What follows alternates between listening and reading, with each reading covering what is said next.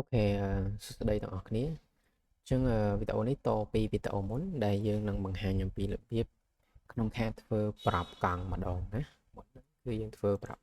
ម៉ូតូអូខេអញ្ចឹងដើម្បីធ្វើប្រាប់កង់បានដំបូងយើងត្រូវមានកង់ចឹងមកអូខេកង់ចឹងមកយើងអាចគូរឡើងក៏បានឬក៏យកពីអឺ free pick ឬក៏យកពី website ផ្សេងៗដែលយើងអាចយកមកបានក៏បានដែរអូខេ ចឹងធ្វើម៉េចបានន័យថាធ្វើម៉េចដើម្បីបង្កើតកង់នឹងបានចឹងណាចឹងក្នុងនេះខ្ញុំគ្រាន់តែបង្ហាញពីរបៀបនៃការធ្វើប្រាប់ទេអត់បានបង្ហាញពីរបៀបក្នុងការគូរកង់ឬក៏បង្កើតកង់នឹងទេអូខេអញ្ចឹងអូខេអញ្ចឹងឧបមាថាយើងទទួលបានកង់នេះមួយហើយយើងចាប់ផ្ដើមធ្វើការបំបែក layer វាដូចជាម៉ូតូដូចគ្នាដែរណាអញ្ចឹងនៅក្នុងនោះកង់គឺវាមានភាពពិបាកឬក៏ស្មុគស្មាញជាងម៉ូតូបន្តិចព្រោះដោយសារតែវាមានកន្លែងច្រើនដែលយើងត្រូវបែងចែកណាទី1គឺតួរបស់កង់ហ្នឹងទី2ឈ្នាន់នេះឈ្នាន់ដែលយើងធាក់មួយនេះនឹងឈ្នាន់ហ្នឹងគឺវានៅខាងក្រោមអូខេខ្ញុំសុំទាញវាបន្តិចអូខេអញ្ចឹងវាមានឈ្នាន់ខាងមួយជ្រៀងខាងនេះបែបនេះណាអាហ្នឹងហើយនៅក្នុងឈ្នាន់ហ្នឹងគឺវាមានអញ្ចឹងមួយទៀតណាគ្នានេះវាមានអាឈ្នាន់ធាក់នេះមួយអាឈ្នាន់ដែកនេះមួយឈ្នាន់ដែកហ្នឹងយើងអាចដាក់វាជាប់ជាមួយនឹងអឺថាសហ្នឹងក៏បានដែរទៅតាមប្រភេទកង់របស់យើងតទៅទៀតខាងនេះក៏មានឈ្នាន់ដែកនឹងមួយដែរហើយជាមួយនឹងឈ្នាន់ធាក់មួយដែរណាហើយមួយទៀតគឺកង់របស់យើងដូចម៉ូតូដែរមានកង់មុខមួយកង់ក្រោយមួយអូខេអញ្ចឹងបញ្ជាក់ម្ដងទៀតបើន័យថានៅក្នុងកង់គឺ layer របស់វាគ្រប់ layer របស់វាទី1គឺមានតួទី2មានឈ្នាន់ធាក់ឈ្នាន់ដែកជាហៀងមួយហៀងអាណោះហើយឈ្នាន់ដែកឈ្នាន់ធាក់មួយហៀងអានេះអញ្ចឹងយើងសរុបទាំងអស់មកវាមានប្រហែល layer រាប់មក1 2 3 4 5 6 7 layer ណា7 layer អូខេអញ្ចឹងយើងបបែកវាទៅជា layer បែបហ្នឹងណា layer បែបហ្នឹងប៉ុន្តែយើងកន្លែងនេះគឺយើងត្រូវបានន័យថាត្រូវមើលវាឲ្យបានហ្មត់ចត់បន្តិចណាបានន័យយើងរៀបវាឲ្យស្អាតឲ្យបានហ្មត់ចត់ឲ្យហើយជៀសវាងនៅពេលដែលយើងធ្វើឲ្យវាវិលកង់ឬក៏វិលឈ្នាន់ទៅខុសហើយយើងពិបាកក្នុងការសេរីអញ្ចឹងយើងបិទណាយើងបិទទៅលើអឺតួរបស់យើងអញ្ចឹងមកហើយកន្លែងនេះខ្ញុំ recommend ឲ្យគ្នាយើងប្រើប្រវែងវាឲ្យដូចគ្នាទៅលើឈ្នាន់ដែកនេះអញ្ចឹងអាហ្នឹងយើងអាចលុបចេញមកយើងយកណាយើងយកអានេះយកទៅដាក់នៅខាងនោះតែម្ដងដើម្បីឲ្យប្រវែងដូចគ្នាទំហំដូចគ្នាហើយរបៀបនៃការវិលរបស់វាគឺស្មើគ្នាណាស្មើគ្នាបែរមិនអីអញ្ចឹងយើង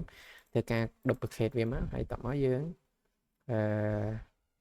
ធ្វើការសំដៅ transform យកវាដាក់វាឧទាហរណ៍90មកចាំយើងសេរីតាមក្រោយ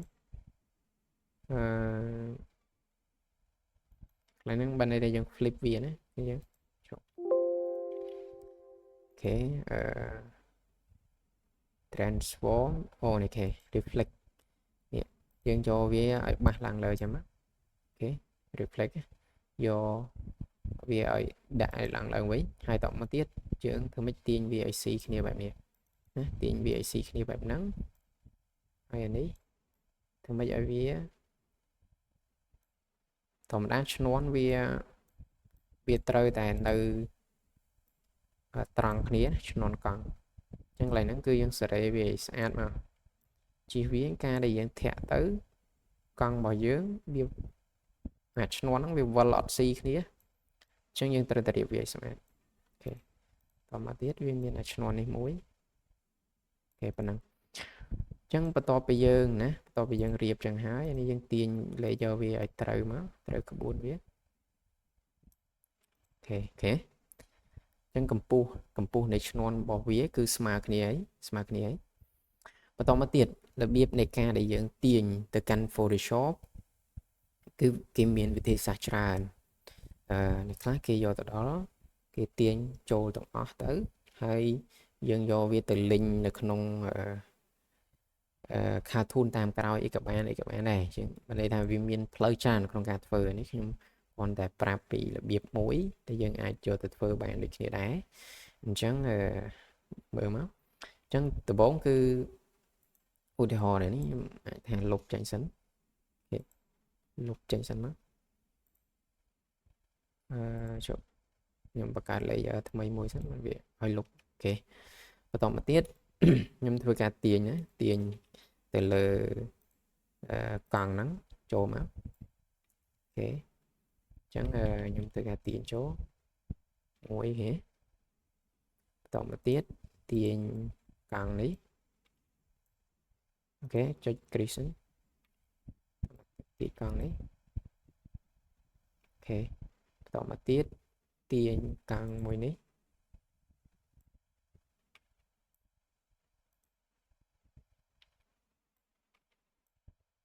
អូខេ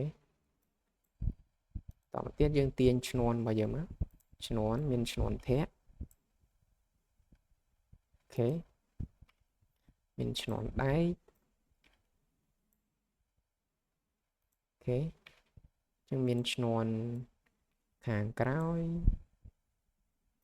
អូខេតមកទៀតមានឈ្នាន់ដែកនេះមួយទៀតអូខេចឹងអស់គ្រឿងរបស់វាហើយអស់គ្រឿងបង្គុំរបស់វាហើយយើងចាប់ផ្ដើមselect វាទាំងអស់ហើយយើងបរួមវាមកអូខេប៉ុណ្ណឹងអូខេអញ្ចឹងយើងចាប់ផ្ដើមរៀបមកកង់នេះគឺយើងបោះទៅក្រោយអូខេអញ្ចឹងឈ្នាន់នេះមួយឈ្នាន់ធាក់នេះយើងបោះវាទៅក្រោយអូខេតមកទៀតយើងចាប់ផ្ដើមធ្វើការរៀបវាមកអូខេទាញមកនេះក្លឹបអូខេនេះទៀតមកប៉ុណ្ណឹងចាំយើងសេរី detail វាតាមក្រោយទៀតណាសេរីវាត្រូវគ្នាមកប៉ុណ្ណឹងអូខេនេះគឺត្រូវនៅពីលើប៉ុណ្ណឹងតមកទៀតយើងអាចបិទភ្នែកណាបិទភ្នែកអានេះសិនមកដើម្បីទាញអានេះឲ្យត្រូវប្រឡោះវាអូខេប៉ុណ្ណឹងអូខេប៉ុណ្ណឹងហើយយើងបើកភ្នែកមកវិញមកយើងនៅ detail ទៅលើកង់វាបន្តិចទៀតអូខេអញ្ចឹង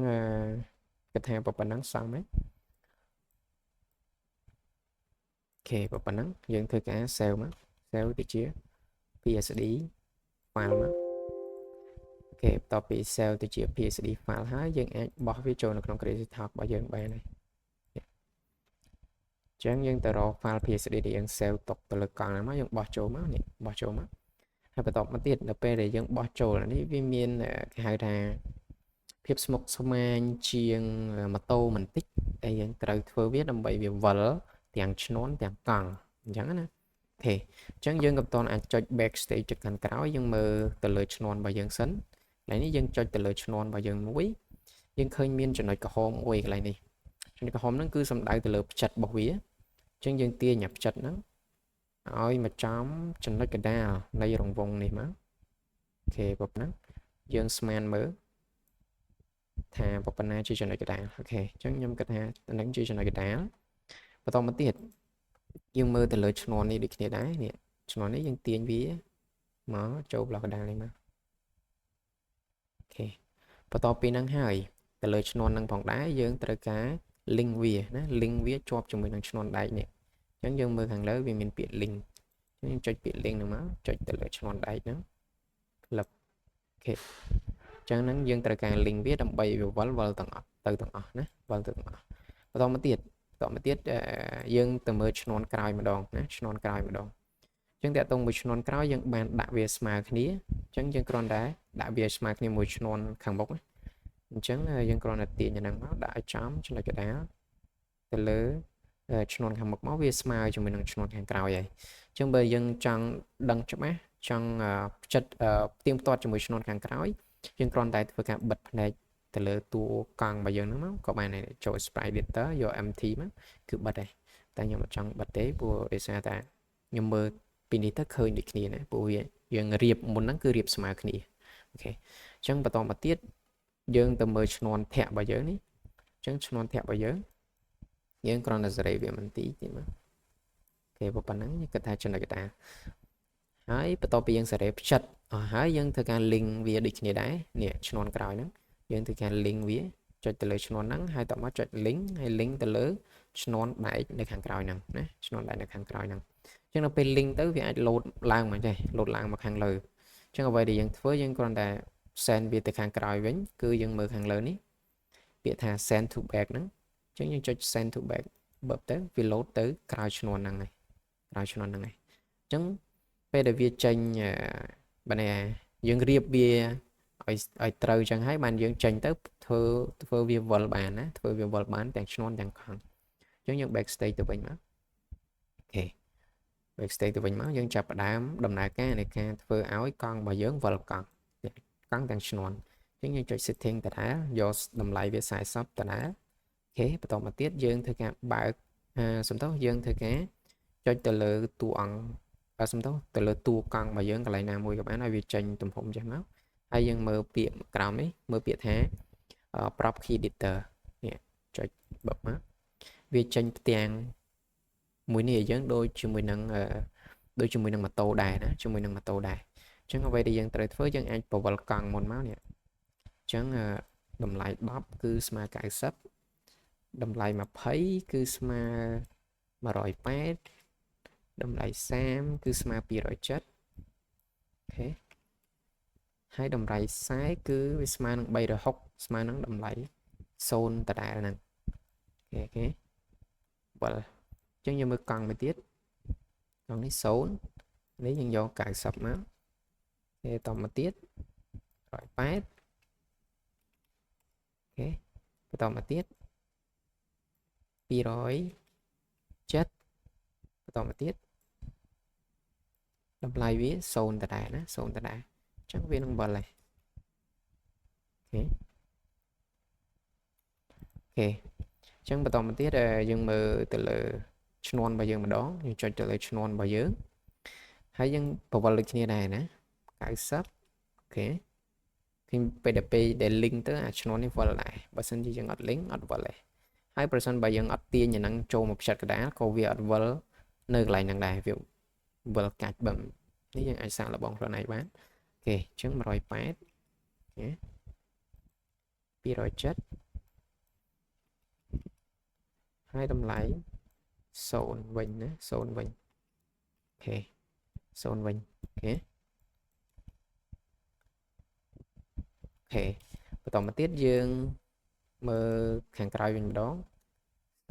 0 90អូខេ180 270កន្លែងនេះគឺ270ហើយតមកលេខ0លេខ0អូខេអញ្ចឹងវាវិលមកជុំនេះអូខេអូនេះយើងមានបញ្ហាកត្រង់ប្រែមួយអញ្ចឹងយើងពិនិត្យមើលមក90អូខេនេះគឺ180 270 0អូខេអញ្ចឹងវាវិលបែបហ្នឹងអូខេបន្តមកទៀតយើងមើលឈ្នាន់របស់យើងម្ដងឈ្នាន់របស់យើងនេះឈ្នាន់ធាក់នេះអញ្ចឹងឈ្នាន់ធាក់យើងដកវាបច្ច្រាស់មកវិញបើន័យថាយក360ដក99រហូតមកដល់អស់អញ្ចឹងដំបូងគឺយើងកំណត់វា360អូខេ360ហ្នឹងស្មើ0ហ្នឹងបន្តមកទៀតដក2ដក9ចេញអញ្ចឹងវាស្មើនឹង270អញ្ចឹងយើងវាយតម្លៃ270អូខេបន្តមកទៀតដក9ទៀតវាស្មើនឹង180អូខេដក9ទៀតវាស្មើនឹង90អូខេបន្តមកទៀតដក9ទៀតវាស្មើនឹង0ណាស្មើនឹង0អញ្ចឹងវានឹងវិលអូខេអញ្ចឹងខាងក្រោយធ្វើដូចគ្នាដែរនេះ270អូខេបន្តមកទៀត180បន្តមកទៀត90ហើយ0ណា0ហ្នឹង360ដឺក្រេហ្នឹងឯងអូខេ chẳng làពេលដែលយើងពិនិត្យមើលឃើញថាកង់របស់យើងវិលទាំងអស់វិលទាំងកង់មួយនេះអូខេវិលទាំងឈ្នាន់ហើយឈ្នាន់ដែកនិងឈ្នាន់ធាក់គឺវាវិលស្របគ្នាតមកយើងអាចដាក់តួអង្គឲ្យជិះលើកង់ហ្នឹងបានអូខេអូខេចឹងបន្ទាប់ពីយើងធ្វើចឹងហើយគឺយើងចាប់ផ្ដើមធ្វើការ save មកយើងអូសទៅលើយកពាក្យ collect clip នឹងដដែលណាចុចពាក្យមកប៉ឹកមកស្ដាំហើយចុចជាប់ទាញមកបន្តមកទៀតយើង add to menu ខ្ញុំដាក់ថាកង់វិលអញ្ចឹងទៅហើយចុច OK មកបន្ទាប់ពីយើង OK ហើយយើងចូល prop ចូល custom ដដែលហើយយើងចុចសញ្ញាលេខបូកហ្នឹងមកអូខេអញ្ចឹងខ្ញុំគ្រាន់តែដាក់ថាកង់មួយអញ្ចឹងទៅនេះបើយើង load មកហើយអញ្ចឹងយើងអាចលុបអានេះចេញបានយើងទាញកង់បើយើងចូលមកហើយយកពាក្យ action menu វិលកង់ហ្នឹងគឺកង់របស់យើងវិលអូខេអូខេអញ្ចឹងតើតោងមួយការធ្វើប្រាប់កង់ប៉ុណ្ណឹងវារៀងកត្រាក់ណារៀងកត្រាក់ព្រោះដោយសារតែយើងទាញវាមកកដាលទាញវាមកនេះមកវាលេងកត្រាក់ហើយយើងដាក់សាមីនេះទាញវាពី0 keyframe មកអូខេអញ្ចឹងនេះគឺជាការដែលយើងបង្កើតកង់អញ្ចឹងយើងធ្វើម៉េចធ្វើវាឲ្យ smooth កុំឲ្យវាធាក់កត្រាក់ធាក់អីកង់កត្រាក់អត់ទេយើងធ្វើវាឲ្យវិល smooth ចឹងមកតាមលំនាំហ្នឹងអញ្ចឹងតើតោងមួយការធ្វើប្រាប់កង់គឺមានប៉ុណ្ណឹងអូខេអរគុណណា